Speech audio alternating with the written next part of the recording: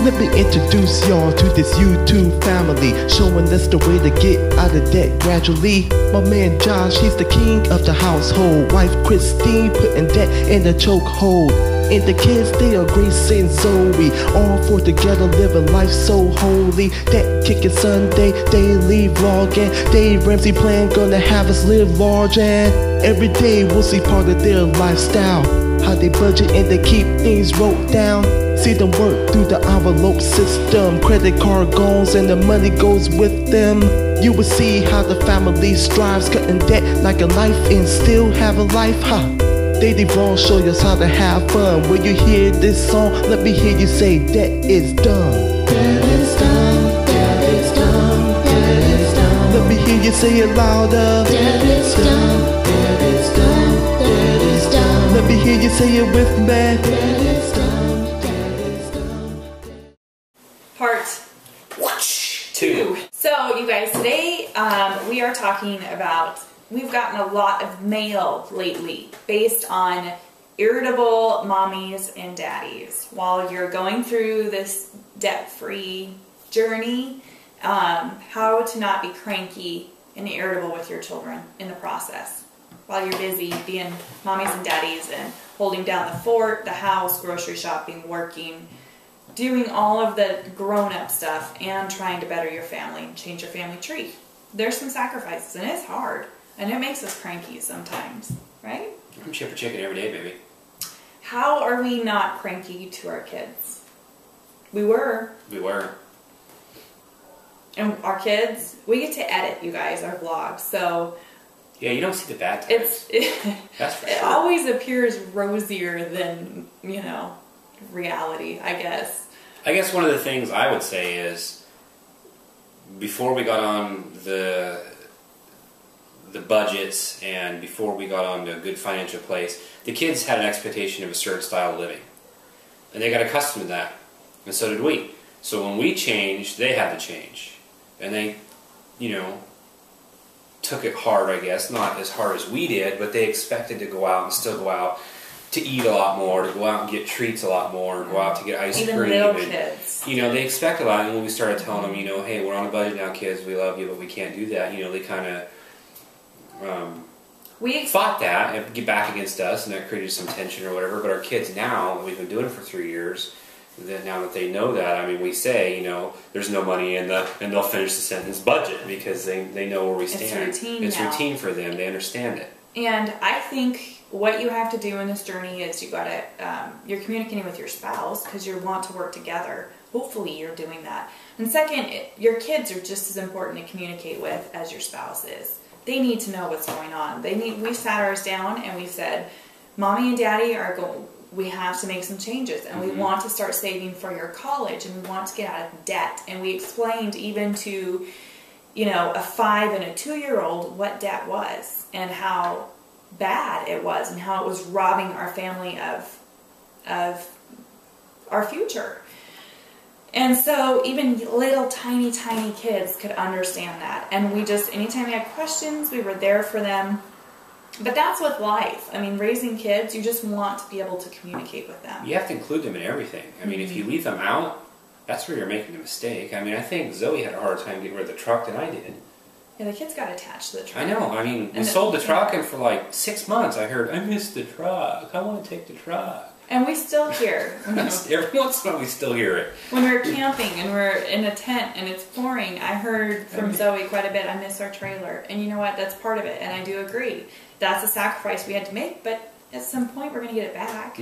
So that, we didn't traumatize. Our kids are going to be okay because of the decisions we made. But really, communicate. I promise if you guys are to your end, when we're to our ends and we notice the mood shift in our household and we're cranky and everybody is butting heads, we have to step back and say, okay, we're controlling this. This is our power to change. And there's a reason why everyone is at odds. It's usually because we are disconnected. So as a family, communication though is huge. But you and I, we pulled together. We're like, apologize to your spouse. Don't be afraid to say, you know, I'm sorry I mouthed off. I was totally out of line. It happens all the time in our house. We always apologize to each other. And then your kids 2, your kids deserve apologies. Mommy screwed up, or daddy screwed up. I'm sorry I was cranky. The more open the communication, though, I mean, if we explain everything, get it into kid terms, and explain to them what's going on and what the deal is, that'll change the mood in a matter of minutes, man. I'm telling you. Try your hardest, as parents it's hard sometimes, but try your hardest not to weigh your kids down with adult pressures. Paying the bills, going to work. They have a way, at 7, Zoe has a way of carrying this on her shoulders. Yeah, she takes it our personal. problems, our stresses in the moment, the kids take that so personal. And so you guys have got to do your best to allow them to just be kids and have kid worries, not mommy and daddy worries. Like, their problem should be is if little Johnny's going to talk to him tomorrow at the playground. That's right. Not whether I'm going to have a hot shower tonight because Dad forgot to pay the electricity bill because we're broke. The kids don't deserve those pressures. They have their whole life to deal with those pressures. So things we do, even when our kids are at wit's end, I kind of laugh because yesterday was a hard day. With Grace is 4.5, and with girls, it just seems to be our pattern. It's just hard. From the 3 to 5 stage is pretty difficult for the little ladies. The little ladies. But we still take them out for ice cream or frozen yogurt. We still go for a drive. We still, it's just... Another thing is we found out they just want to be heard. Yeah.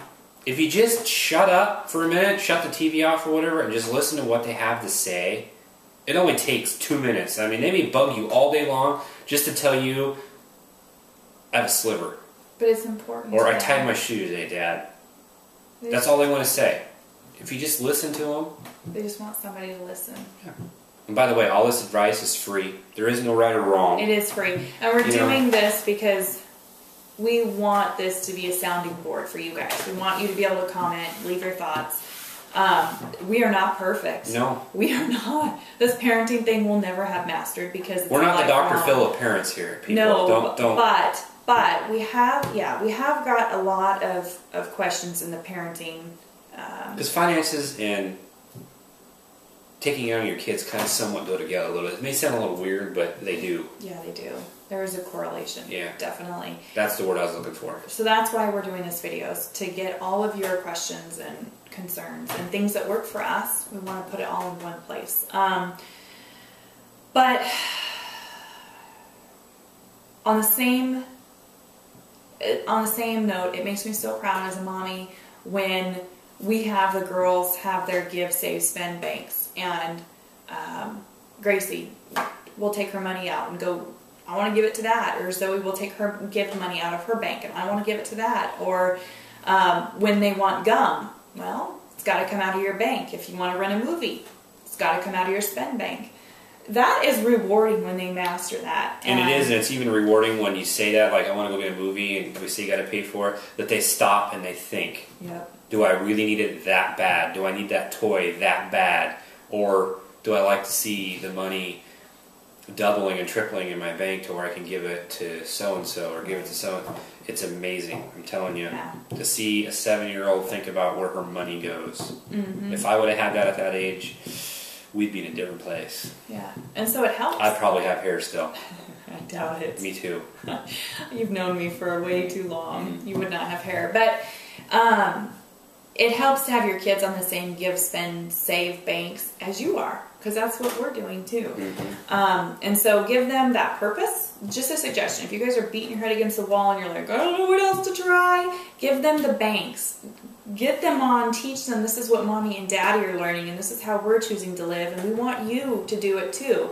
And also chores. If your kids are not having chores, chores are super important. Kids have to have a purpose, have to feel like they're accomplishing something. And that's what, they like routine and they like that feeling of purpose. In some sick, weird way, Zoe loves to do her work routine of the day. It's like she looks forward all day to doing her list. Yeah. That's her purpose. She feels important. And then with her at 7, we're actually going to start, I'm going to teach her how to do laundry, sort laundry, start washing laundry, doing a whole load of dishes. We're just going to start out and go from there, like cleaning bathrooms. But it's important. And she's excited to learn all those things. So, but Usually when you're at your house is so tense, you guys just need a timeout. You need a family timeout, and you need to take your kids and go do something fun with them. Remove yourself from the house. Have that bonding time. But I would say 99.9% of the time when we're at our ends, everybody's yelling, it's the communication thing. Yeah. If we just sit down and say, okay, what's your problem, what's your problem, what's your problem, that's all it takes. I mean, we could go days of being irritated if we just take 5 minutes to say, okay, what's your problem? What's your problem? It'd be over with. We're too hard-headed. We're too stuck in the routine. We're too in the day-to-day. I'll worry about it in 5 minutes. I gotta go do this. I gotta do that. Family time, man. It's so true. Yeah. And life's hard. And to not give in the pressures of this world. And yeah, you guys can do it. We know. And it helps to have. That's why we're doing this video. We got good viewers out there. You guys are good people. You are. Don't be so hard on yourself. We have the best viewers. And you don't have to be perfect. There's no perfect parent, is there? No. There isn't. No. So thank you guys. If we have any other topics that seem to be coming up, we will gladly do another video. If you have a suggestion, if there's something that's on your mind, leave a comment down below. And if you guys agree, thumbs up. The ones that get the most thumbs up, let us know. We'll gladly do those videos. So we are here for you. Yeah, we like it and we're here. Anyway, good luck, you guys. Go do something. Your orders are to go do something fun and just listen to your kids. Okay. We still have a couple minutes. Signing out. Are we? Signing out from Dr. Phil's dining room. Really? That's the best you could do? Well, it's not Deck Kicking Sunday. I think we're just going to end the video here. You could say something like, from Des Dumb's therapy couch or something. We could just say, we'll see you next time. We'll see you tomorrow. We post these every day. We make it sound like it's nothing special. If we don't make it sound special, it doesn't need to be a hoopla, you know. Okay, you ready? Sweepstakes every time. We'll see you tomorrow then. Goodbye. Oh, bye. Later. We're going to chew up the whole 2 minutes.